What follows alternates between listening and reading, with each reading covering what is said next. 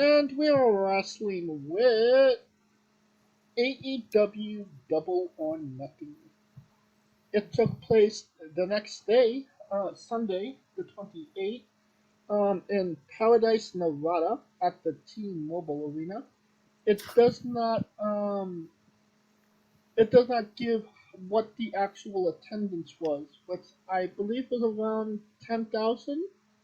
Um, but just seeing some photos of the arena from the other side. 10,000, 10,550. There you go. Um,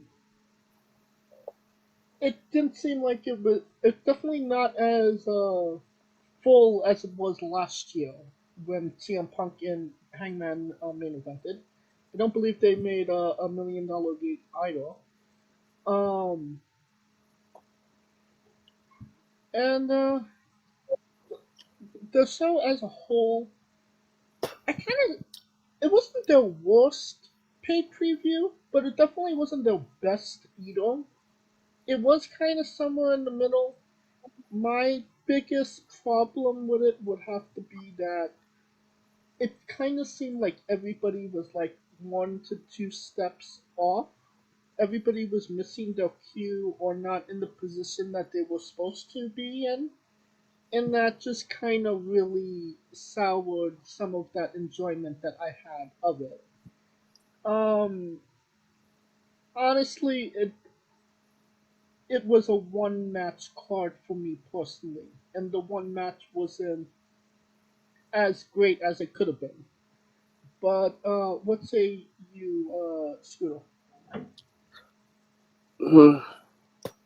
It was, again, it was average. It was almost the same length of Battleground.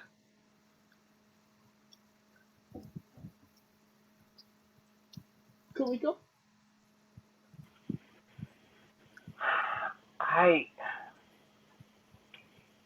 see the problem I have with AEW with these things is they put matches together and yeah, they're dream matches because you want to see people fight and it kind of gives you that sports feeling. But there's no, but by doing that, you're sacrificing the emotional point of it. Like to actually, because at this point, it's just like, okay, I just want to see them fight. I don't really care who wins or who loses. And that to me is like kind of off, right? Right. Like everybody just wants to get their shit in, and no one's really trying to go, okay, let's figure out what can we do down the line. Would Rock versus Hogan be as emotionally satisfying if they didn't have multiple promos and confrontations before that match? If they just said, okay, The Rock's fighting Hogan at WrestleMania, and they never touched or talked the whole way up leading up to that match? I mean, it would. That's the problem I got with the four pillars because they really didn't connect any of them, and it just felt like they just threw them all four together, right? Right. Right. Well, let's get into the matches. Orange Cassidy won the Tony Khan forgot I was on the roster battle royal. In 22 minutes and 25 seconds, he last eliminated Swerve Strickland. Um, this was way too long, honestly, and it was just a match, just a bunch of guys that were not on the card that you probably forgot about anyway, and it was just to give Orange Cassidy another W that was unimportant, in my opinion. Scooter? Oh, absolutely unnecessary. What? Why? You, you don't book your champion in a battle royal for the title unless there's some higher purpose. There's a reason it doesn't happen. Because it's not supposed to be believable, or at least the norm, that a a champion can defend against 20 people at the same time and still end up retaining. Correct. They could have kept Cassidy out of it and made the winner face Cassidy. Why they didn't do that, I don't know. But it's mind-boggling.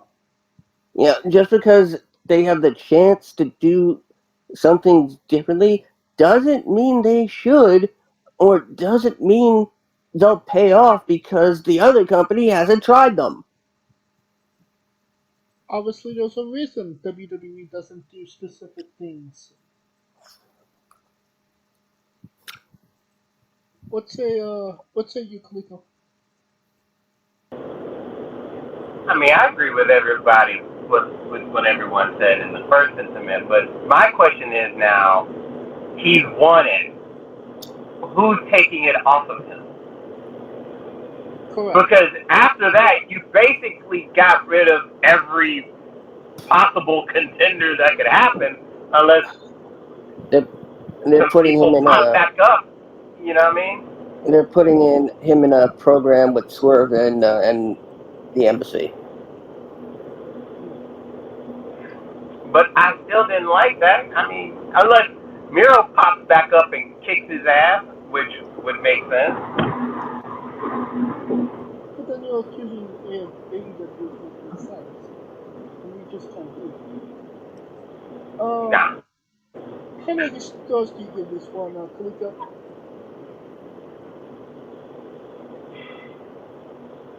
Is two too generous? I was giving it 1, so yeah. Yeah, 1 then. There you go. Thank you for answering my question. Scooter? I'm gonna give it 21 stars. Oh no, sorry, I missed the decimal point. 2.1 stars. Alright. The next match, the unsanctioned match with special guest enforcer Sabu. Adam Cole defeated Chris Jericho by referee stoppage. I, with every fiber of my being, wanted to like this match, and I just could not get behind it. For first and foremost, Sabu's the special guest enforcer, and yet he's beating up Chris Jericho and the Appreciation Society. He fucking comes out with Adam Cole and Roderick Strong, and then after he sues all of the society out. You never see Sabu again. He's void of the match at all. Um, then I mean, Chris Jericho is obviously a safe worker. Nobody's denying that.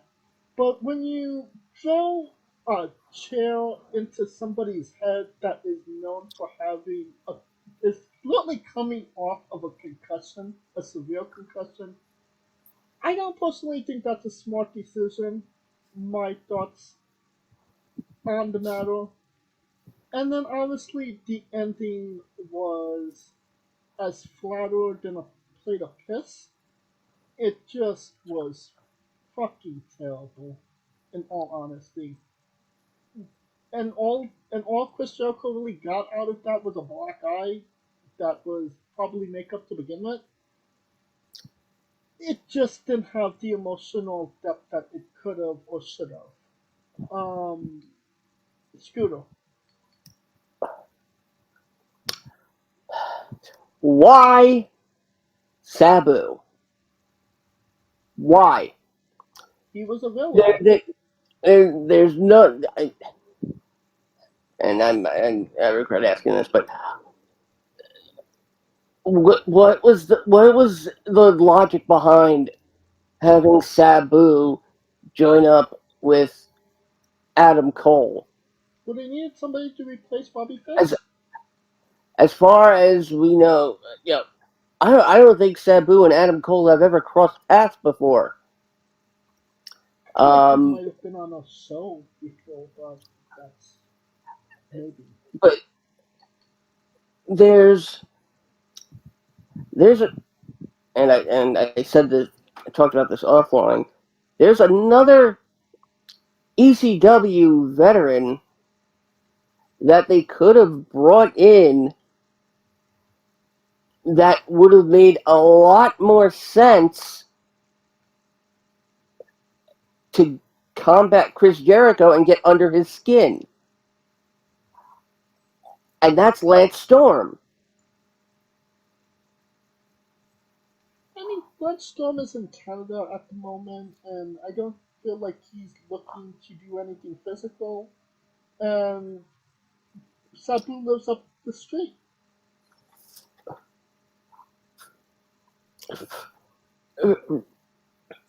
Sabu doesn't live in Vegas. Yeah, he's a local. He does?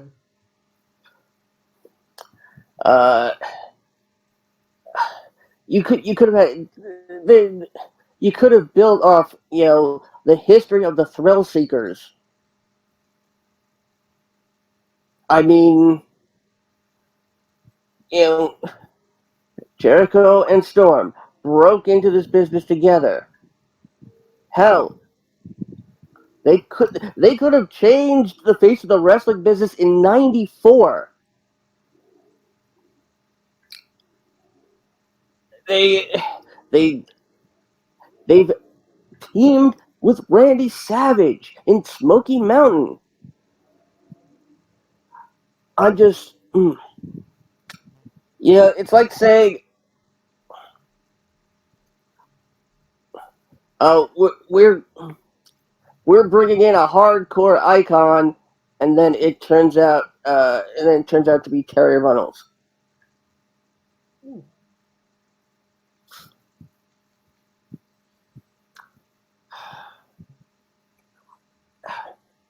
And not to mention the fact that Jericho and Strong had a Falls Count Anywhere match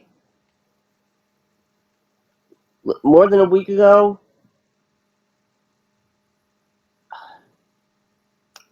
It just this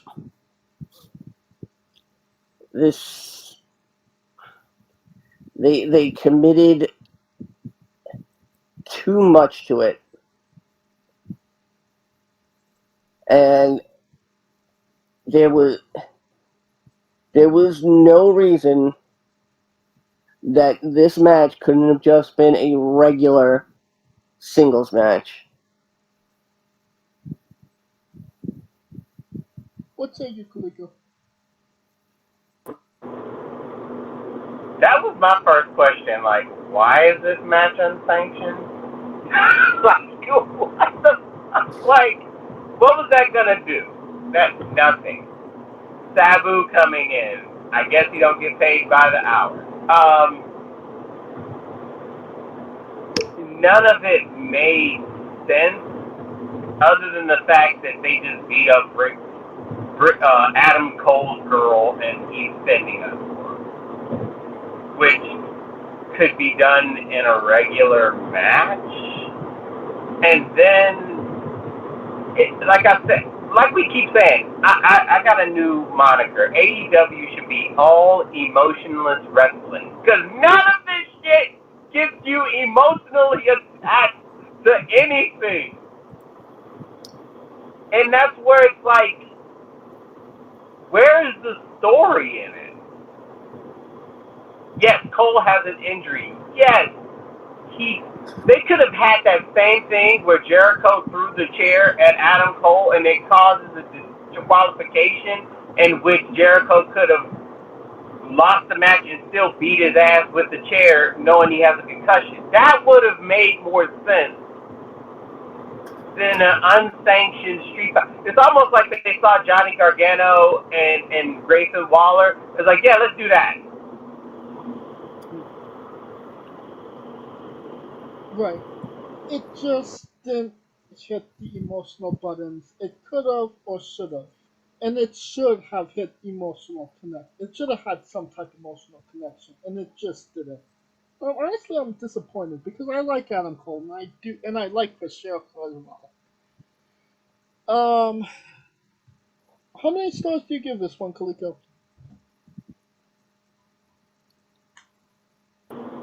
I mean, is it worth rating? Because it's unsanctioned. One, two. Hmm. It was just kind of all over the place. Well, I would give it 2.5 stars. Honestly,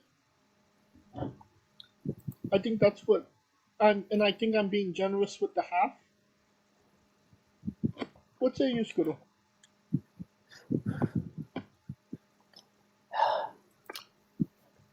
2.5.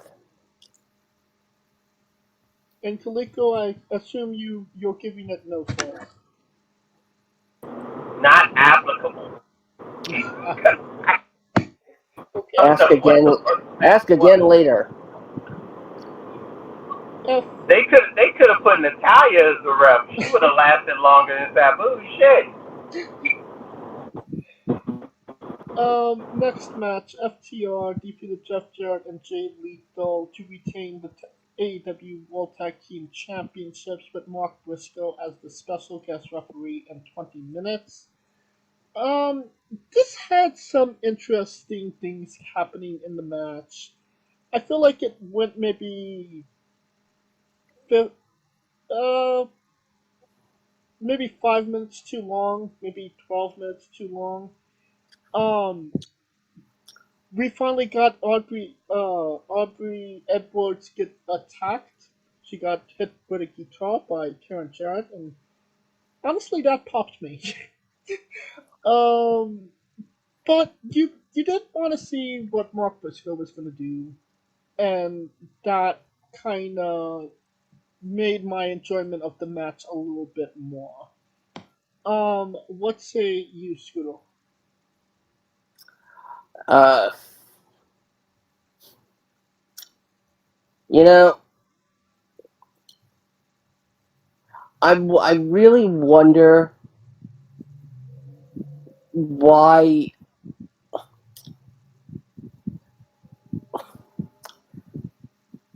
Jay Lethal and Jeff Jarrett were given a program like this when the one thing that AEW has is a seemingly almost an unlimited list of tag teams. And they do this program with Mark Briscoe as the go-between, which, let's face it, it was kind of exploiting Jay's passing a little bit. Um,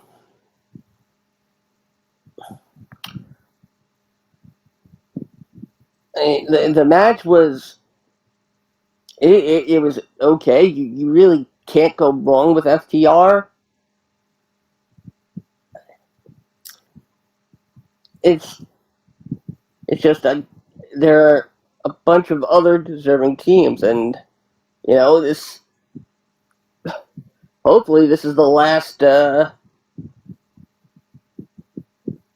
know match between them, and FTR uh, is moving on to crap. Who who said who? Damn it! Who said they wanted to challenge FTR on? You're Damn it! I talking can't about remember. the Ass Boys, the Private Party, Whitney Hardy, um, Top Flight. Oh, uh, oh God. Oh, I'll remember it eventually. Kaliko, do you remember this match?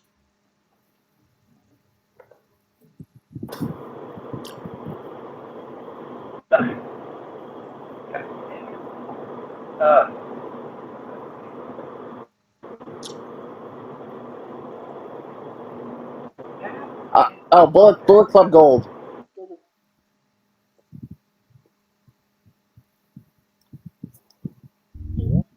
Kaliko? see myself twice now. To Kaliko? Two Kaliko. Yes. Because that's how predictable. My cell phone going out is just as predictable as this match. Because nothing screams predictability more than Jeff Jarrett and a title match.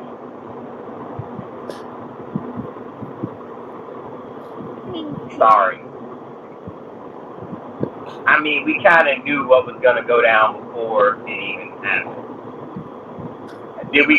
I felt like that match should have been the equivalent to the Natalia match. See, everything has Italian. That should have been a minute. That was 19 minutes too long. Oh, and I thought I was being generous saying it was 12 minutes too long. I mean, ain't no way Jeff Jarrett was going to hang with FTR in their prime. Thank you. Scooter, how many stars do you give this one? 3. I give it 3 as well. Kaliko? 3 because FTR did what the best that they could. They did the best they could. Wardlow did the best he could against Christian Cage in a ladder match for the AEW TNT Championships in 17 minutes and 10 seconds. My favorite part of this match would probably have to be when Arn Anderson cannibalized the motherfucker. Um, Other than that, it's impressive when Jeff Hardy does a swanton off a lateral, but when Wardlow does it, it's just kind of, we've seen it before. And considering that there was really like no build up or tension between anybody, it just did not pique my interest as much as it could have. What say you, Scooter?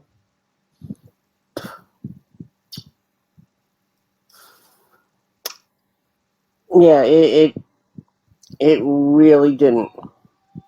It really was not.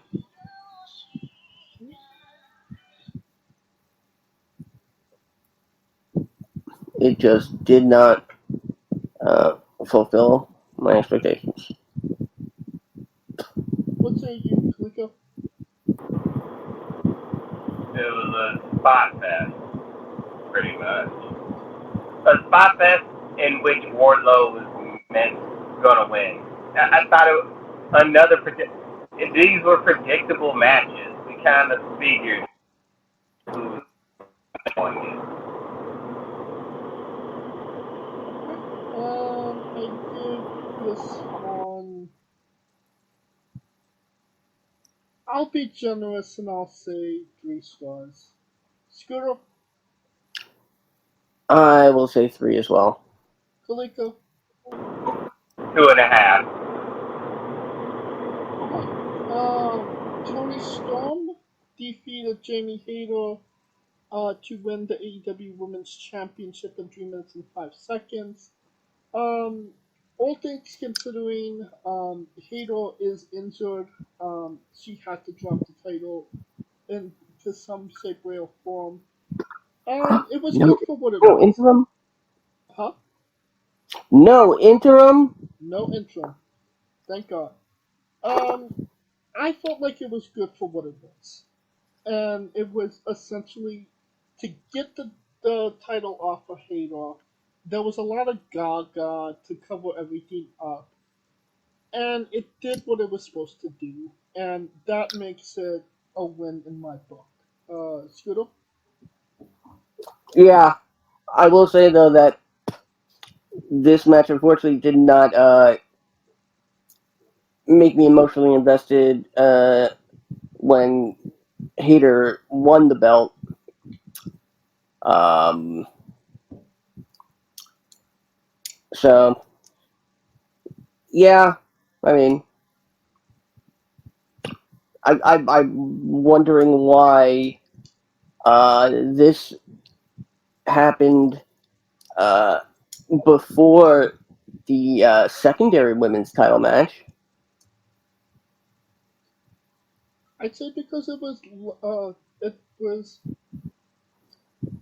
because it was not technically a match. I would say, at least with Valkyrie and Cargill, there was some competitiveness to it. I'd say. Yeah, but shouldn't have shouldn't have uh, Storm and Hayter come after the TBS Championship match? Will soon have the World Championship match come after Anarchy in the Arena.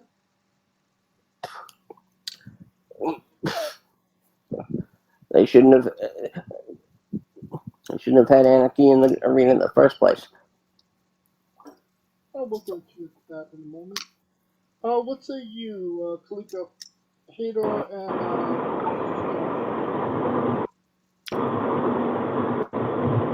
The only good thing, I mean, they understood the assignment.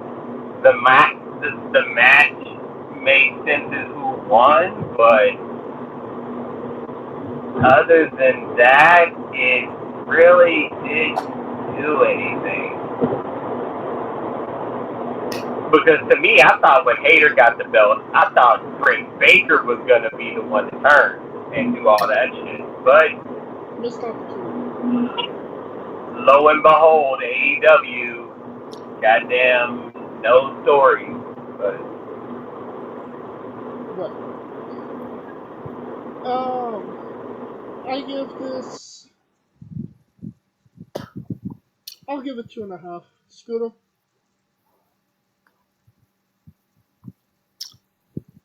Yeah, 2.5. Kaliko. 2.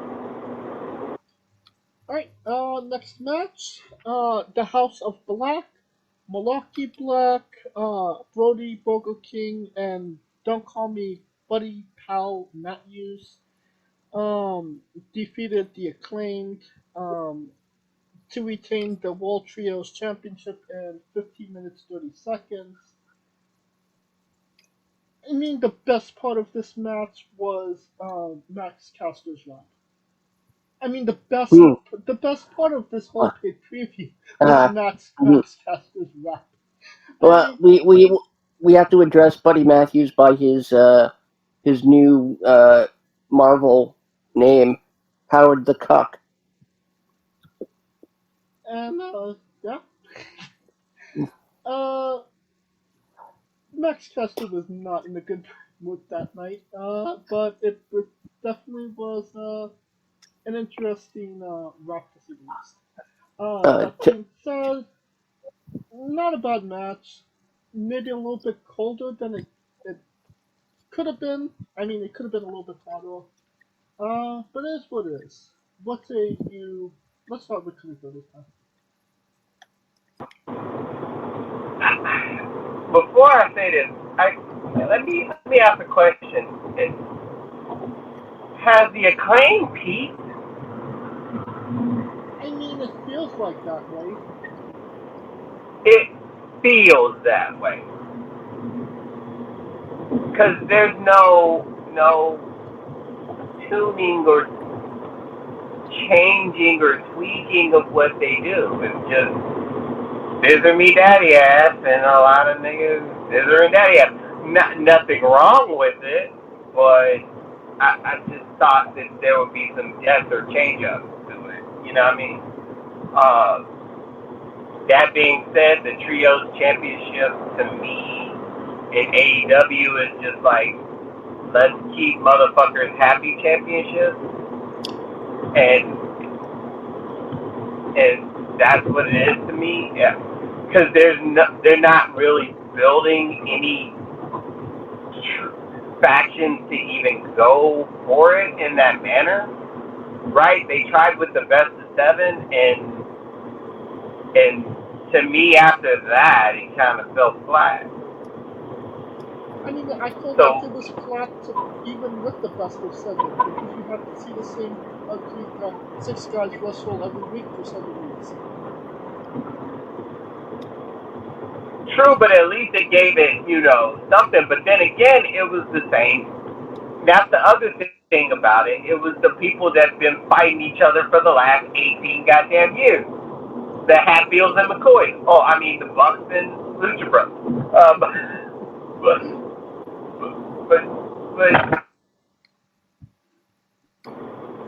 I don't know. I mean, I'm glad the right team won.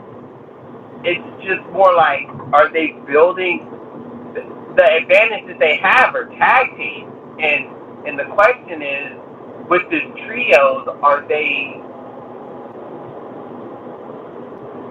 they depleting their tag team for the trio? Right. What say you, Screw?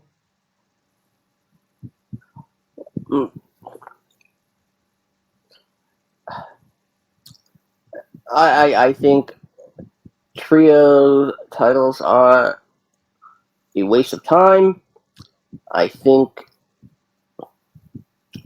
they take away from who's really supposed to get the focus, and it's just too much clutter.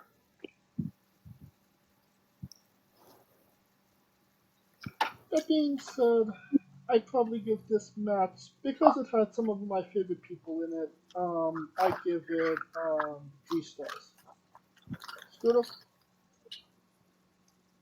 2. Kaliko? 2. Alright.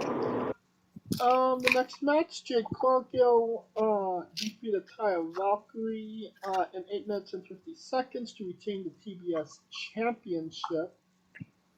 Honestly, not a bad match, pretty competitive, but it was as cold as ice because there was no build up to the actual match.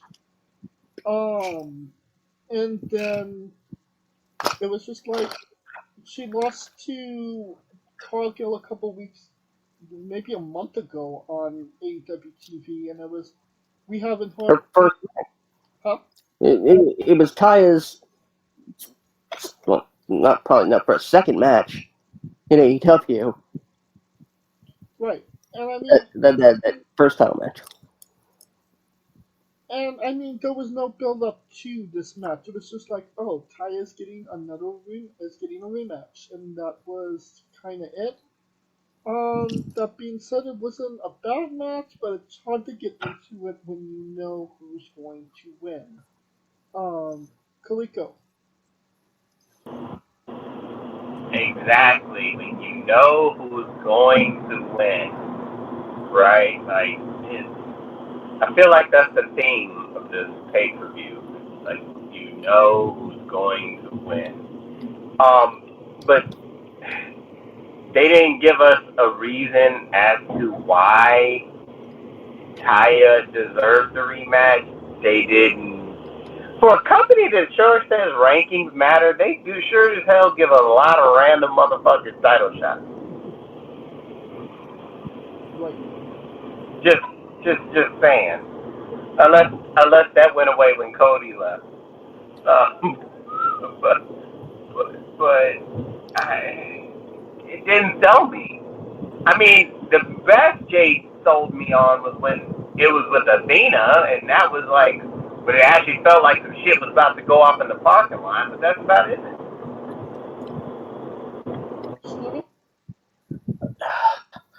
Again, yeah, this another match that was okay, but there was no logical reasoning behind it. Well, I think that brings us to our next match. Jade Cargill loses the TBS Championship in 48 seconds to the returning Chris Statlander.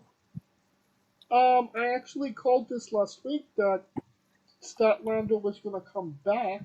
I didn't think she was actually going to win the whole fucking title, but she did. And I'm happy for her. But like we were talking off air, isn't coming in and winning a championship after the champion just had a hard fought match, even though it's 8 minutes, isn't that more of a heel move than a face move? I mean,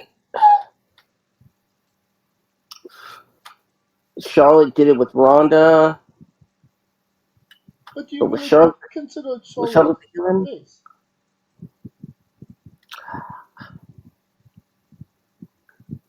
villain? Who knows anymore?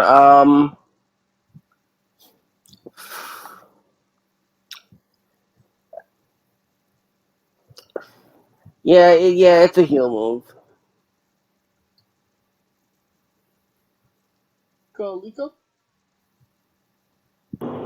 It was a heel move. I mean, we were talking off air. If they were gonna do that, at least they could have had Jay whoop Taya in the parking lot, come to the ring and say, "I already whooped that bitch. She doesn't deserve a title. Give me somebody else." And then Statlander came out, and then you had the result. Because at least it would have been an opponent that she didn't see coming. See what I'm saying? Like that 100%. that would have made more sense if they were going to go with 48 seconds. Because to me, they built it for years, and now 48 seconds is gone. They interviewed Mark Sterling after the match, and his comment was, "I can last longer than 48 seconds." No, you can't, Mark. No, you can't. Um, because Statlander came back and you know what? The two J Cargill matches together are lumped into one. I give it 3 stars. Scooter, Both matches together, 2.5 stars. Kalika.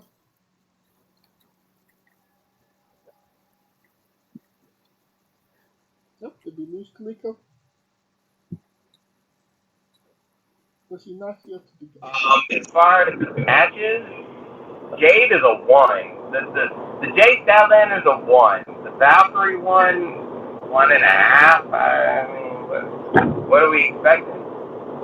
So 2.5 stars. So a whole segment, 2.5 stars, which sounds about right. 10 minutes. Star for each 5 minutes.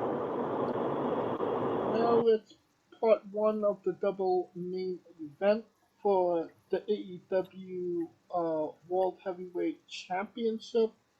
MJF defeated Sammy Guevara, Darby Allin, and Jungle Boy in 27 minutes and 50 seconds.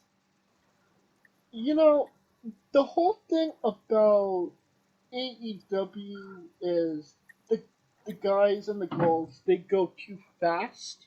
They don't let things breathe and let the emotion comes in. This this match, it went too fucking slow. like the like you could have got the emotion if you just sped up a little bit and not let there just be dead air for like maybe 30 seconds to a minute. Um, I still didn't think it was necessarily bad. it still played on all of the issues that all of these guys had with each other. And obviously, at the end, MJF won, got the best of Darby Allin again with a takeover, uh, a sup- what can I see this? Headlock takeover. So it plays into the rivalry, and that it's obviously not done with Darby. Not great shit, but at least it was good shit, I thought. Kaliko?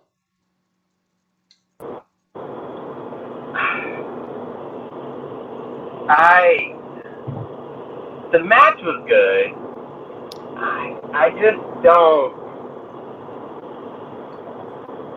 Is MJF stale with the title already? That's my thought. That's what I'd be thinking because he got it, and I mean, don't get me wrong, he's chicken shitting the fuck out of it with only like 3 title defenses in like 8 months. Uh, but it just feels like same old shtick with him as champ.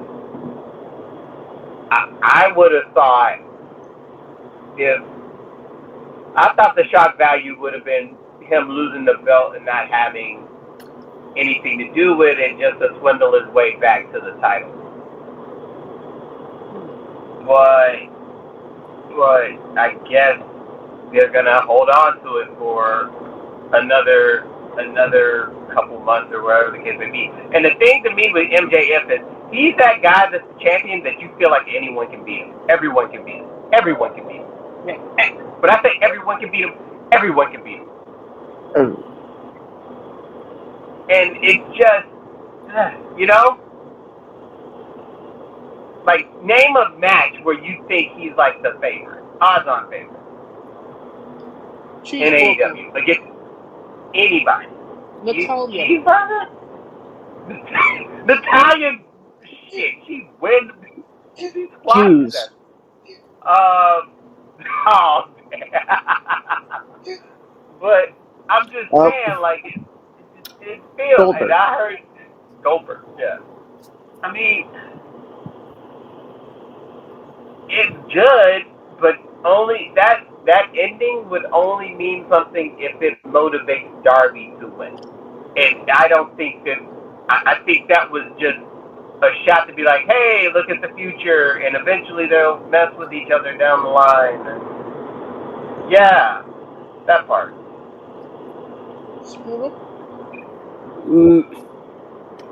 Yeah, basically. I mean, way to show that yeah, you guys are the founding fathers of AEW, but you can't go on last.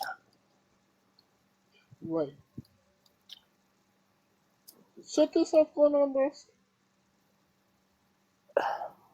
It would have been the right thing to do. Yeah, if this is the future, and it, and in this regard, I will argue any motherfucker that's a world title match, if it's for the belt, it should be the last match. I've always been a stickler about that.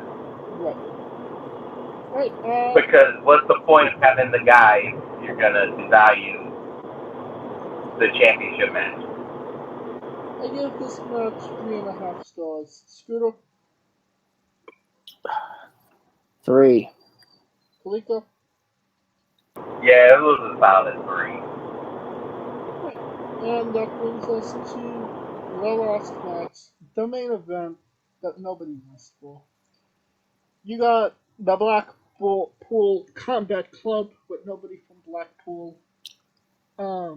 Brian, don't call me Danielson, John Moxicillin, Claudio Ida Canoli, and Dord Wheeler Utah versus Kenny Omega, the middle-aged buffs, and the one-eyed cowboy Hangman Page in Anarchy in the Arena, 27 minutes.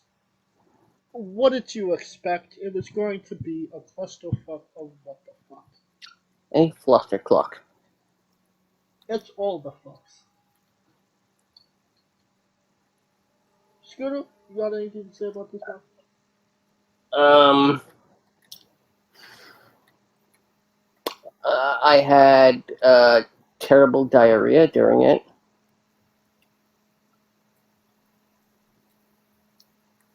Should take some amoxicillin for that. It wasn't infected diarrhea. Ew. Kaliko, what was your bowel movements during this match?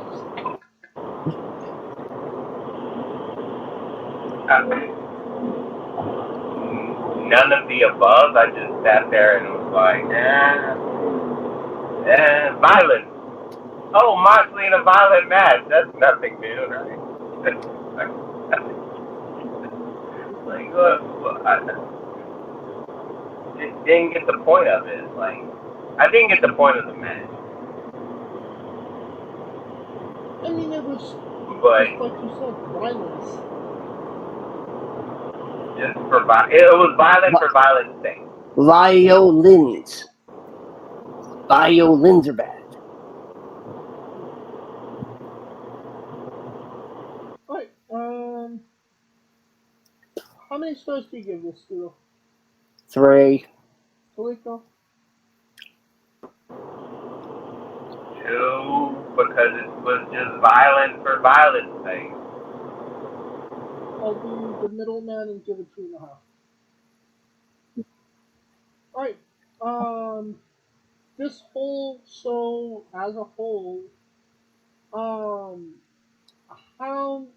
thumbs up, thumbs down, thumbs in the middle, Scooter. 2 very covered in diarrhea. Thumbs down. Kaliko. The Stoics would be happy with this because it was just basically a flat line of emotion. So some middle because that's what it felt like. It was just there. It was there. I also gives it thumbs in the middle. Alright, yeah, that will conclude our coverage of AEW Double or Nothing and this episode as a whole as well. If you like what we're doing, of course, thank you for listening. If you like what we're doing, please like, subscribe, comment on our new podcast box. This was sponsored by Rogue Energy and Playoff Coffee. Join us this Tuesday as we interview Shelby Waters. Join us this Wednesday for our first video interview with Brandy Warren. And follow the show at Wrestling with E, but on Twitter and Instagram for information on who we're interviewing, when we're interviewing them, links to those interviews, and so much more. You can follow me personally at JamesJ993. Where can we find Kaliko? And I am Kaliko, and a special shout out to my guy Eric Q. You know when Jericho threw the flame ball? Yeah. That was my guy Eric. He threw it at. Oh, really? So, okay. I was like, oh my shit. God. I kept the kayfabe and was like, yo, is he in the hospital? I set up a GoFundMe for him for his medical bills. We almost forgot. Matt Jackson had to obtain a special license to do that exploding super kick. Good for him. And where can we find Scooter Dust? As always, find me on Twitter at ScooterDust. Keep an eye out to the social medias for updates on the future of the remix and revel in my Dungeons and Dragons shenanigans, along with Rico Constantino Jr. and the rest of the Smoking Dragons clan. Twitch.tv/Smoking Dragons. Of course, for Kaliko Yachts and Scooter Dust, I'm James J, and this has been Wrestling with Entertainment. Hey, folks, this is the Colossal Mike Law, and you are listening to Wrestling with Entertainment. Enjoy the show. Support these guys. We appreciate it very much. We'll see you at ringside.